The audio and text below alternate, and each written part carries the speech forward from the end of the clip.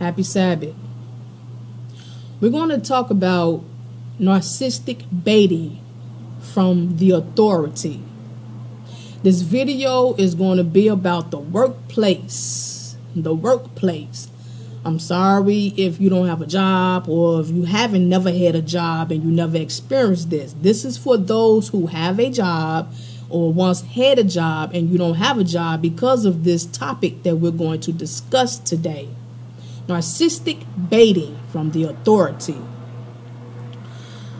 This is going to be something that we can try to overcome, and I'm going to speak scripture to compare these type of events and how we can overcome these circumstances, chronological understanding with scripture, because everything is chronological, meaning it's a beginning all the way to the end in order. Hallelujah. So we're going to go with some examples of what a narcissist is when it comes to them baiting and trying to provoke the good. You know, those that do good at work and they want to look over them and they execute. I mean, they kill it, but yet the authority feels threatened by these type of workers. And so what they do, they try to bring them at a point where they can quit or even probably get fired. These people are afraid of good workers. And today in society, people question, like, why don't managers, I should say, why don't managers like to keep good workers? Why do they like to keep mediocre workers? And the answer is what I'm about to explain to you all. Hallelujah. Once again, my channel is about spiritual growth and development. So every time you tune into majority of these videos, you're going to need your Bibles, you're going to need your pens, pencils, dictionaries, and your binders. You're going to need that. And also an open mind and an open heart to accept God's wisdom. Amen. Narcissists typically choose overly accommodating and self-sacrificing partners. They seek people pleasers who mold themselves to the expectations and needs of others, always agreeing with everything the narcissist says and making sure the narc is taken care of. Narcissistic baiting is when a boss deliberately provokes or triggers victims in an attempt to elicit an emotional response. Wow.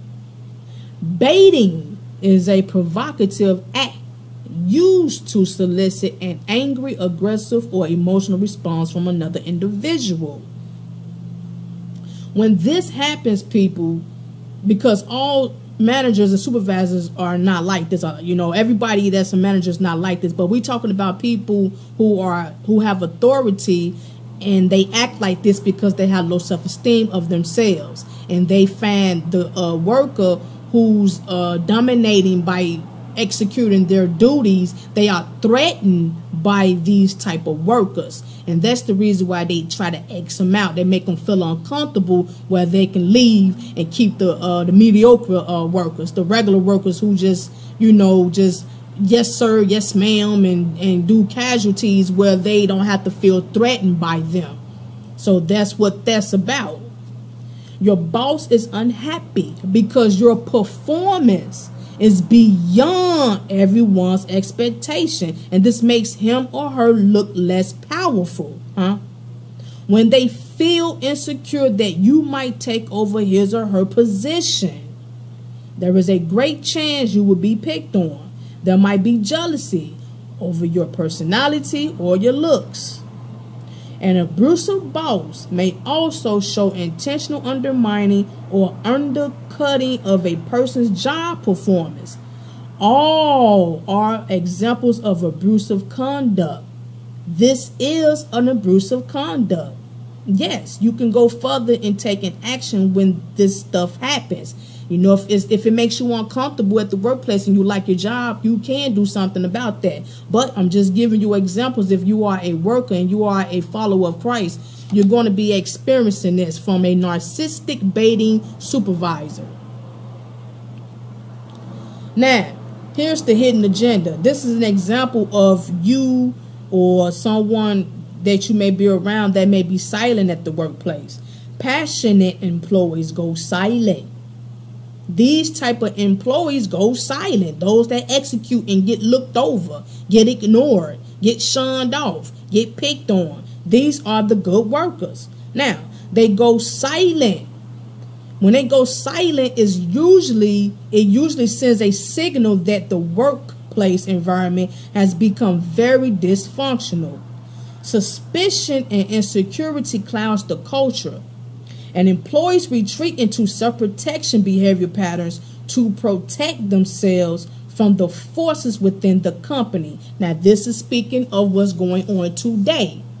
I'm going to compare this shenanigan with the events in the Bible, because this is exactly what's happening. We may not be like literally living like back in the antediluvian days, in the Bible days.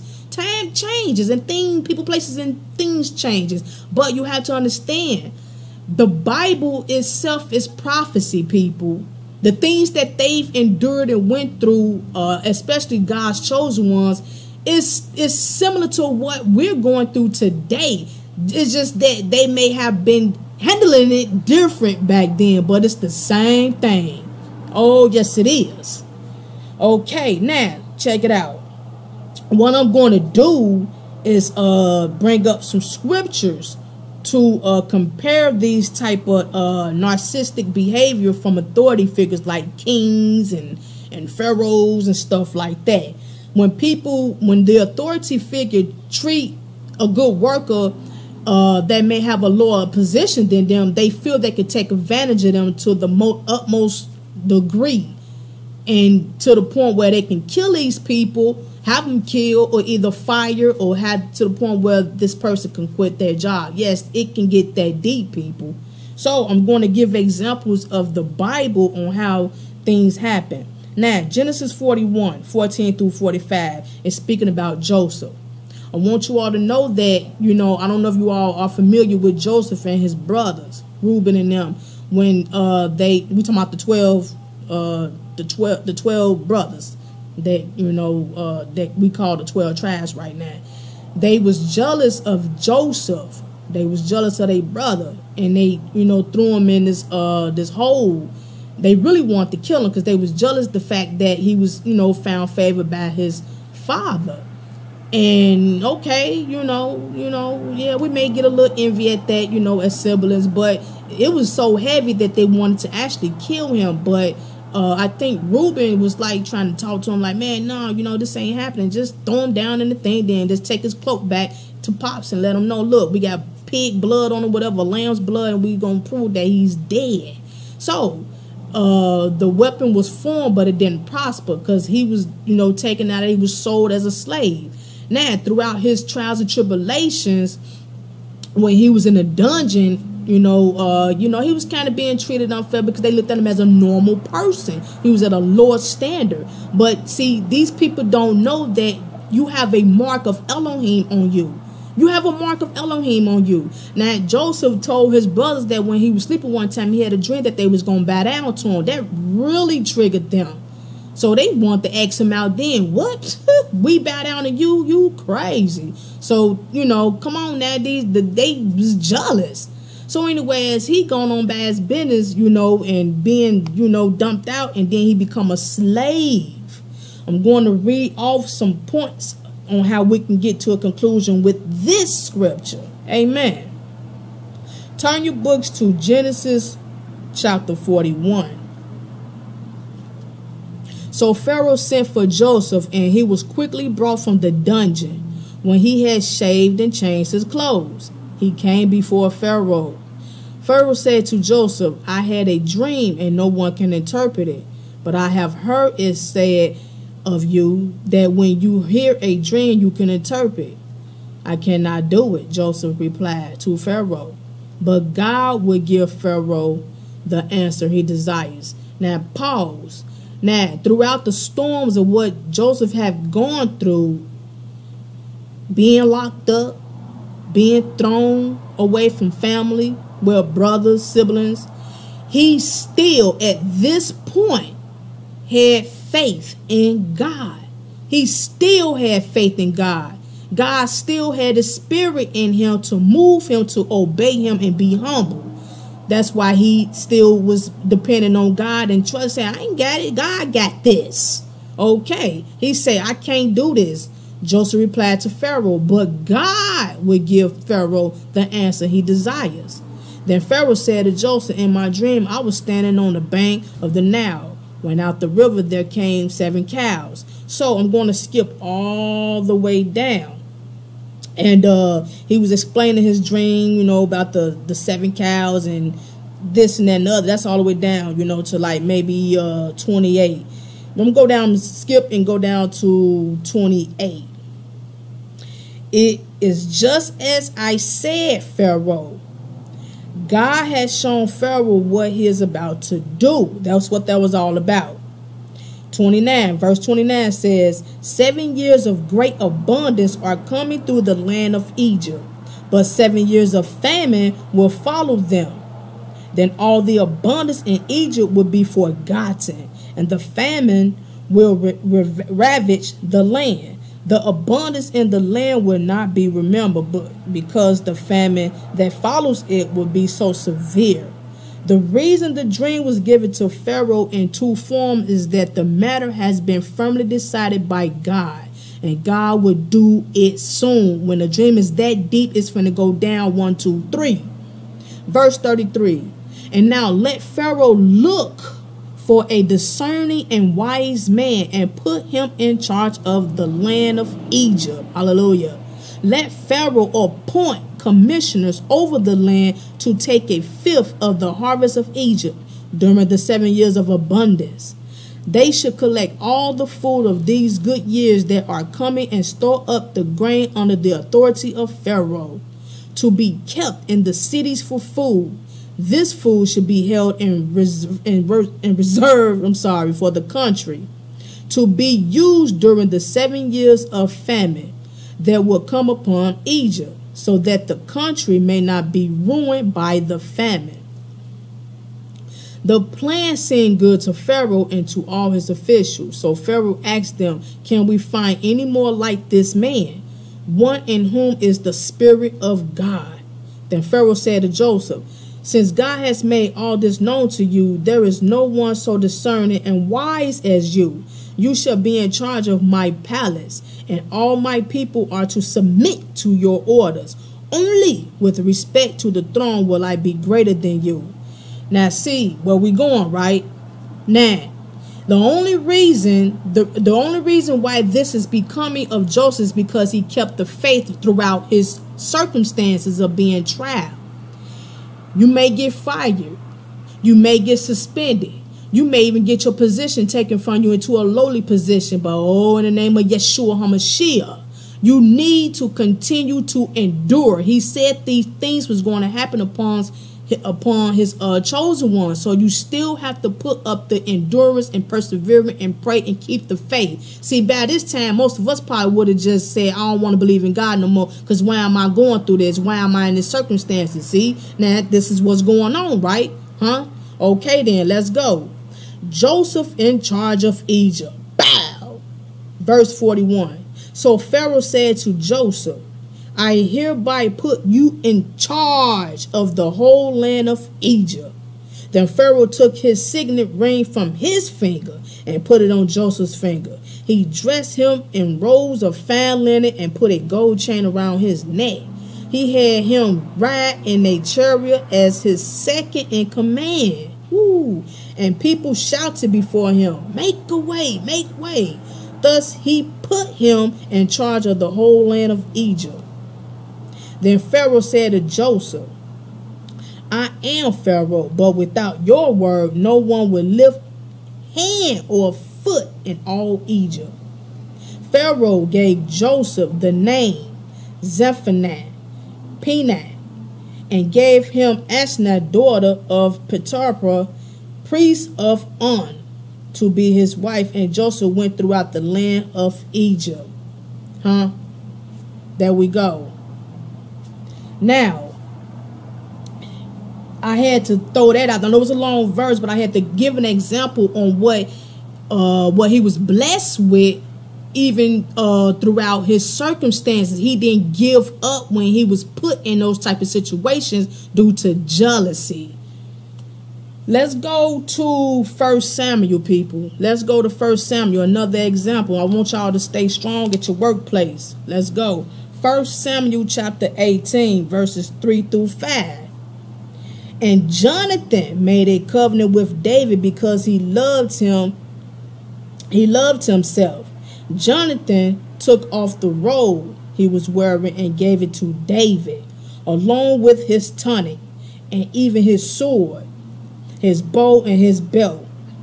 Whatever mission Saul sent him on, David was so successful that Saul gave him a high rank in the army.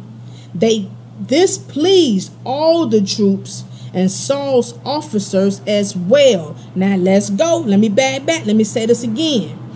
Verse 3 in chapter 18 of 1 Samuel. And Jonathan made a covenant with David because he loved him as himself. Jonathan took off the robe he was wearing and gave it to David, along with his tunic and even his sword, his bow and his belt. Whatever mission Saul sent him on. Let's wait.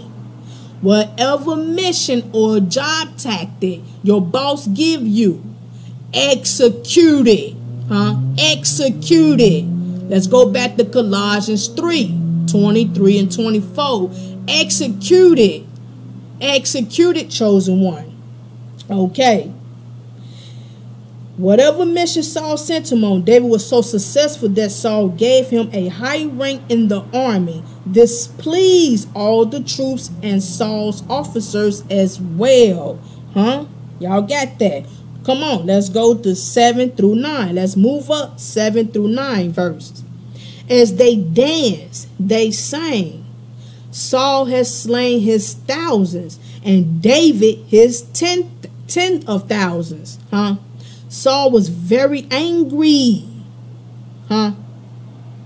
This refrain displeased him greatly. They have credited David with tens of thousands. He thought, but me with only thousands. What more can he get but the kingdom?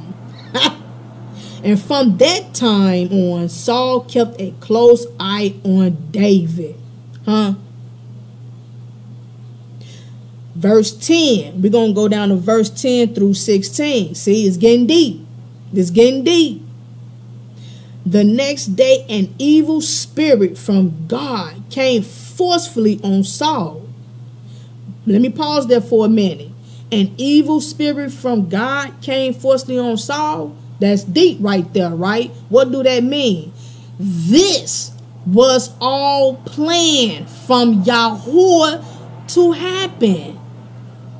This was all planned. And now I don't mean to get off for this meaning, but we can go back to Pharaoh and Moses, where God had hardened Pharaoh's heart. He hardened his heart for a reason throughout that event. Oh, yes, Lord. So even though you're going through what you're going through with your supervisor, and they're constantly doing it, they're constantly being a narcissist, they're constantly being, they're constantly picking on you, this is for a reason. And know this, God is allowing it for a reason. He has put that spirit force in them for a reason. Let's go. Let me go back to verse 10. The next day, an evil spirit from God came forcefully on Saul. Yeah. He was prophesying in his house while David was playing the lyre, which is a harp, as he usually did. Saul had a spear in his hand, and he hurled it, saying to himself, I'll pin David to this wall. But David eluded him twice. Saul was afraid of David because the Lord was with David, but had departed from Saul. You say what? No. Saul was afraid of David because the Lord was with David, but had departed from Saul. Ooh, you don't think that's a reason for him to be jealous? 13. So he sent David away from him and gave him command over 1,000 men. And David led the troops in their campaigns. Now, wait a minute. Let's go back up to 13. So he sent David away from him and gave him command over 1,000 men. And David led the troops in their campaign. So he still was working for Saul, huh? This man tried to kill David, and David know that, and he still kept going. You can't tell me that the Spirit of the Lord wasn't in David. Come on. Now, this type of shenanigan can be like hoovering. When a narc is hoovering you, one minute they treat you like crap and they know that you can get away from it. When you move around where they come back, oh, you know, yeah, you want me to help you out with some? Or they got a crisis going on and they come and boo-hoo to you, and then you feel sorry for them, you going back on into their presence and help them out with things. That's called hoovering, moving on. And that's what Saul was doing, because he knew what time it was with David. So you can be experiencing that too with a narc authority figure. Okay, now. And David led the troops into their campaign. Verse 14. In everything he did, he had what? Great success, because the Lord was with him. You keep executing it. You ain't got no choice but to, because you got the Spirit of the Lord in you. Even if you get tired and say, I'm tired of the way I'm being treated at the workplace, I quit, man. You know, you ain't going nowhere.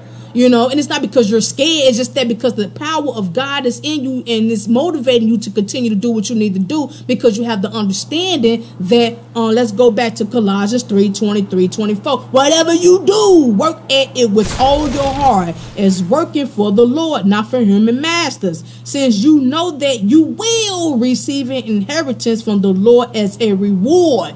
It is the Lord Christ you are serving. This is for the chosen ones. Hallelujah. Verse 15. When Saul saw how successful he was, guess what else? He was afraid of him. But all Israel and Judah loved David, because he led them in their campaigns. See, everybody else love you, but him and her may not love you. They know you all good. They know you fit for the prize. They know it, but they're jealous because you're going to take their position even when you ain't even trained to.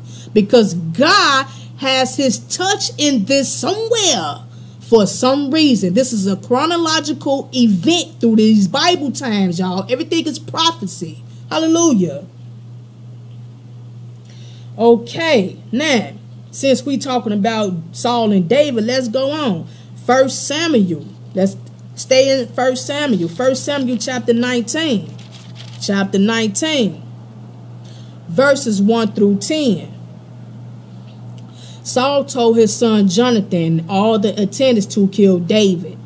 But Jonathan had taken a great liking to David and warned him, my father Saul is looking for you, looking for a chance to kill you. Be on your guard. Tomorrow morning, go into hiding and stay there. I will go out and stand with my father in the field where you are. I'll speak to him about you and will tell you what I found out. Jonathan spoke well of David to Saul, his father, and said to him, let not the king do wrong to his servant David. He has not wronged you, and what he has done has benefited you greatly. He took his life in his hands when he killed the Philistine. The Lord won a great victory for all Israel, and you saw it and were glad.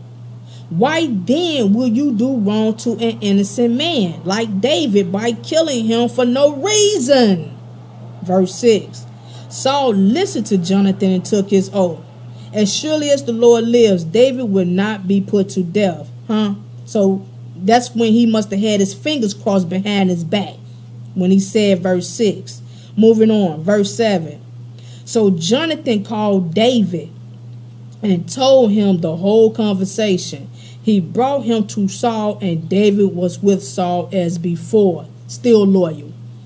Once more, war broke out, and David went out and fought the Philistines.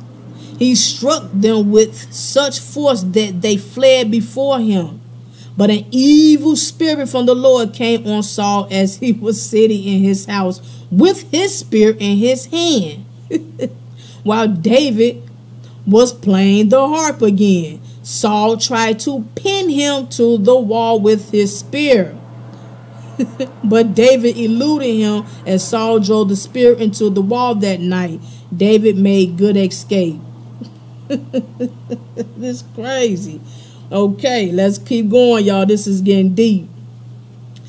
Saul sent men to David's house to watch it and to kill him in the morning. But Michal, David's wife, warned him, if you don't run for your life tonight, tomorrow you'll be killed. So Michal let David down through a window and he fled and escaped. Then Michal took an idol and laid it on the bed, covering it with a garment and putting some goat hair at the head. When Saul sent the men to capture David, Michal said, he is ill. Then Saul sent the men back to David and told them, bring him up to me in his bed so that I may kill him. But when the men entered, there was the idol in the bed, and at the head was some goat's hair. Saul said to Michal, why did you deceive me like this and send my enemy away so that he escaped? Verse 17 is powerful, people. This is what Saul said to his wife. Saul said to Michal, why did you deceive me? Really? Why did you deceive me like this and send my enemy away so that he can escape? Yo, enemy. I'm going to leave for a quick break right now. This is one of those long videos that we need to be on some real teachings and listenings and taking notes. So I'll be back. Peace.